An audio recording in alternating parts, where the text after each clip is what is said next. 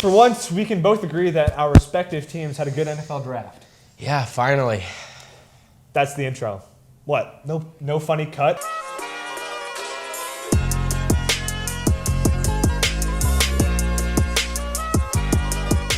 Welcome back to the Philadelphia Bulldogs fan club. It's your hosts, Evan and Aiden. This week, we have an absolute banger of an episode. Rowan's got you with his NBA updates, and Adrian has got a very new and interesting school segment for you guys. This episode comes out on Thursday. I'm so excited for Anthony Richardson and Josh Downs to finally start getting to work. I mean, they're an interesting duo, but I'm more excited to see Darnell Wright and Tyler Scott and Roshan Johnson get to work on offense for the Bears. We're getting a little off topic. Let's start the sports show off with some baseball talk. In their last four, they have some fierce competition and they went 3-1, including a series split with rival Noblesville and beating the #1 team in the state at the time in Center Grove. Let's touch on the Center Grove game to start. Even though the final of 7-6 indicates overall good offense, it was timely, not spread out. We had 3 runs in the first inning, 3 runs in the fourth inning, and then an insurance run in the 5th inning, which would end up being a game-winning run. Evan Russ and Eli Manbeck combined for 4 hits and 3 runs in the game, with Russ even racking up 3 RBIs. Seth Nana started the game for the Rocks, pitching 3 2/3 innings with 3 Ks, and left the game in a sticky situation for Andrew Nicholson. The stats say he let up 5 runs, but he had 5 strikeouts to pair with it. With a 1-run lead in the top of the 7th, we put our ace Jacob Culp on the mound and never looked back. For the second year in a row, we beat Center Grove. Man, I love saying that. As for the easier of the 2 out of the conference games, it was a 10-1 breeze by Lawrence Central. First of all, shout out to our pitching staff, POs, and position players. We nearly threw a no-hitter, but then Ian Wilson gave up a hit. Preston Tam started the game for us, and then he started around a streak of lackluster pitching with a 3-inning, 7-strikeout outing. The Bozer, Nathan Bodenberg, pitched a pair of innings, not allowing a hit and tallying 4 strikeouts and no walks. As for the position players, they both pitched an inning apiece, collectively allowing 1 hit, 1 walk, and a grouping 6 strikeouts. As for the offense, it wasn't the hits that were the most effective versus Ahmad Duff and the Bears. It was more so the walks. The team totaled 8 walks, 3 of which came from Braden Hibbler. Though, if we were talking about guys that actually got something to hit, Ty Anderson was the guy on Tuesday. He went 2 for 3 on the day, being the only player to get multiple hits in the game. Now we get to the first game of the Noblesville series. This was the first time since our sectional loss to Zionsville that we played on that field, and we redeemed ourselves. Timely hitting was the name of the game in this one, as we tallied 9 as a team, most of which were in crucial points where we had runners in scoring position. Enter Braden Hibbler. In 3 at-bats, he totaled 2 hits and 2 RBIs, which would give us a 2-0 lead earlier on in the game, and one that we would keep until the eventual end. You may be asking, Evan, how are we able to hold a 2-0 lead for so long? Well, for starters, we got another run in the 4th, extending our lead to 3, but Jacob Culp was the ultimate X factor in our success on Thursday. He had a no-hitter going into the 6th inning, and in total only allowed 3 hits in the game. He also let the defense work behind him, as he only tallied 4 strikeouts on the day. Cue the start of the 7th inning, where we see Andrew Nicholson stride onto the field. First time all game where we see a non-velo pitcher take the mound for Westfield, and he did his job very well. He struck out the side using his filthy breaking ball, and just like that, we beat Noblesville for the 2nd time in a row. First since the 6-1 win at Victory Field last year. Anyways, the second game gets postponed until Saturday, and there's no excuses for this one. We held a 2-0 lead from the 3rd inning all the way to the 6th. When a run was scored, then another in the 7th. Then, in the top of the 8th, Noblesville put up their 2nd multi-run frame of the series and eventually won the game. Evan Russ led the charge on offense, going 2 for 3, and Matt Drozlik took the 2 RBIs. On the mound, Colin Lindsay took a start 3 innings. Then from there, Ty Anderson took the ball. Then a revolving door of pitchers closed out the game, resulting in a 4-2 loss. This week, we see the Rocks take action 3 times. It would have been 4 if the Pendleton Heights game did not get canceled on Monday. Tuesday, we get a treat. There's a game versus Carroll at Taylor University, which was added to the schedule last minute, and that will be played at 6 p.m. again at Taylor University. Then Thursday and Friday, we are away and at home versus the Zionsville Eagles. Now in softball news, we went 1-2 this past week, and our record now stands at 8-8, a perfect 500 on the season. We did say last week that this was going to be a very competitive week, and it still holds true in the scores. First was a loss to Noblesville, 5-4. After 5 innings, the game was tied at 4-4. 9 innings later, yes, 9 innings later, the Millers exploded for a single run and won the game. Chloe Tanner pitched the entire game, all 14 innings, and this stat line is like if the Braves just kept Spencer Strider in for an entire game, even 14 innings. 14 innings pitched, 10 hits, 12 strikeouts, 4 walks, 5 earned runs, and 202 pitches. 202. For reference, everyone's favorite pitcher, Dylan Lee of my Atlanta Braves, has only pitched 198 pitches the entire season. She eclipsed his total in 14 innings. That is beyond nuts. 2 words, freak athlete. She also went 1 for 3 from the dish and brought home 2 runs in the game. The next game, a 10-3 loss to Yorktown, didn't quite see the pitching or hitting success that we saw a couple of nights earlier. Kara Snedeker led the way on offense, going 2 for 3 with a run and a double. The game that got us back into the win column was a 5-0 win over a very successful Tri-West team. Chloe Tanner pitched yet another gem, completing the game in a shutout, striking out 11 while only allowing 5 hits and a solo walk, all in just over 100 pitches. Avery Vanis kept the shutout alive with an amazing catch in left field, and Maggie Rowe exploded for a 3-for-3 game with an RBI and 3 singles. The runs were provided by the aforementioned Maggie Rowe, as well as Chloe Tanner, Michaela Watson, Grace Phelps, and Ava Kameneth. This week, like baseball, they play Monday, Tuesday, Thursday, and Friday. Monday and Tuesday, we host Lawrence North and Zionsville respectively, while Thursday and Friday, we go to Center Grove and host Mount Vernon. Let's do some rapid fire because I have some editing on a special segment that I gotta do. All right. Girls tennis fell to Noblesville and Fishers 3-2. Yes, they both had the same score, but beat Guerin 5-0. They're also home versus Franklin Central on Tuesday and versus Harrison on Wednesday. Then Thursday, they start conference. Boys volleyball dropped a set for the first time since March last Thursday, and we're not kidding either. Monday, the 27th of March, they lost to Fishers 3-1. Thursday, the 27th of April, they lost to Perry Meridian 3-1. Then they also lost to Chittard on Friday. They look to bounce back in a major way as they end their regular season this week. They're away at Noblesville Monday, home versus Heron on Thursday, then play Cathedral, Roncalli, and HSC in a tournament on Friday and Saturday. Okay, this is not rapid fire. All right, girls lacrosse is home on Tuesday versus Heritage Christian and Saturday versus Castle. Boys lacrosse is home versus Fishers on Friday. Girls track runs at conference on Tuesday, guys run on Thursday, and Unified Track competes at Brownsburg on Wednesday and runs conference on Saturday. All right, that is the end of our script.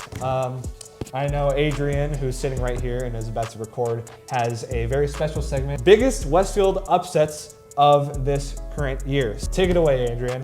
It is no doubt that Westfield has had an amazing year with sports in all seasons. Coaches, athletes, and teams have worked hard to improve skills, and it has and continues to show. This year we have made history, broken records, shown dedication, and had some pretty major upsets. It's always exciting to see the underdogs come out on top. So here's a look into Westfield's top 5 biggest upsets, not in order. Starting off with football, I think it is fair to say that Carmel has always shown to be a pretty big upset in almost all sports. Playing Carmel in the playoffs definitely started out a game many people believed Westfield would have a hard loss, but were proved wrong with Westfield's 21-6 win. In the first half, Carmel could have had a comeback, and it was a close game with the score being 14-6, but Carmel struggled to get past our defense in quarter 3, leading to another Westfield touchdown by number 1 Brock Stewart, and the field goal was good, leading the score to be 21-6.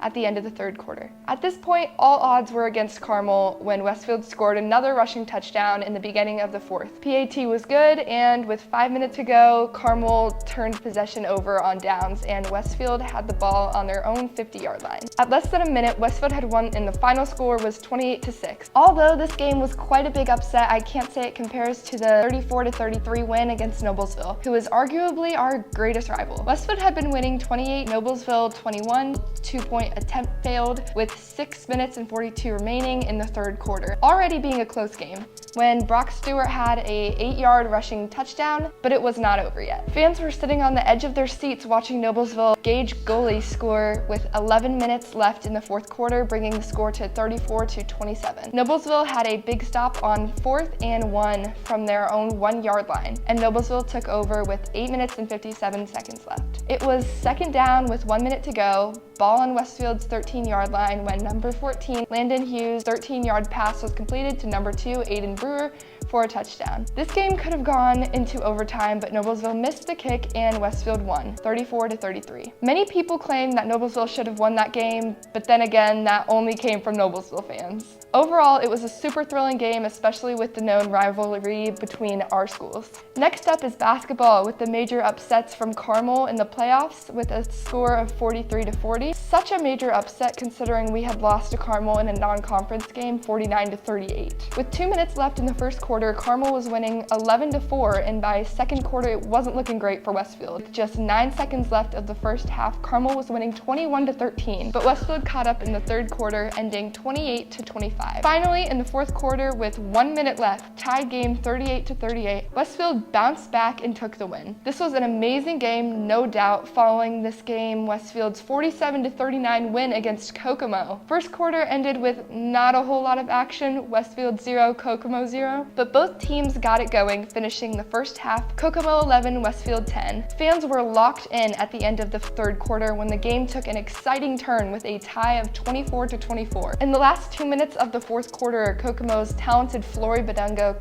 scored an impressive 6 points in dunks, but it was not good enough to finish us off, and they lost by 8. Last but definitely not least, varsity baseball had a major upset against Cathedral so far in the season, winning 6-5. Cathedral being ranked 8th in Indiana with a 10-3 overall, and Westfield being ranked at 25 with a 9-6 overall. This game led Westfield to have a 3-2 record, and these talented athletes are continuing to have an amazing season. That's all. Back to you, Evan and Aiden. All right, thank you, Adrian. I did not expect some of those upsets to be quite upsets. And now Rowan has a piece on the NBA playoffs. Rowan, what you got? You all know the drill. We're going to talk about the NBA playoffs and the action that happened over the weekend. And I want to begin by talking about the Los Angeles Lakers getting past the #2 Memphis Grizzlies with a 40-point win over the Memphis Grizzlies, which is absolutely wild. D'Angelo Russell with 31 points, and they held Ja Morant to 10 points. And the Grizzlies are a team where they play better without Ja Morant, which is very weird, and maybe that says more about Ja Morant. Then a Game 7 for the ages. The Golden State Warriors taking on the Sacramento Kings, and the Golden State Warriors win by 20.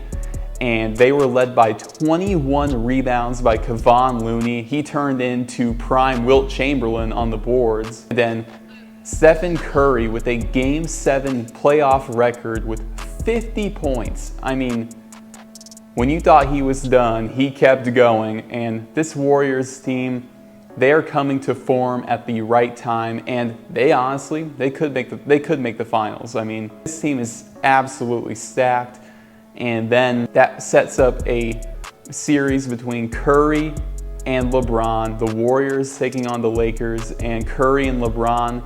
This would be the 5th time, I believe, they would meet in the playoffs. So definitely a lot of history.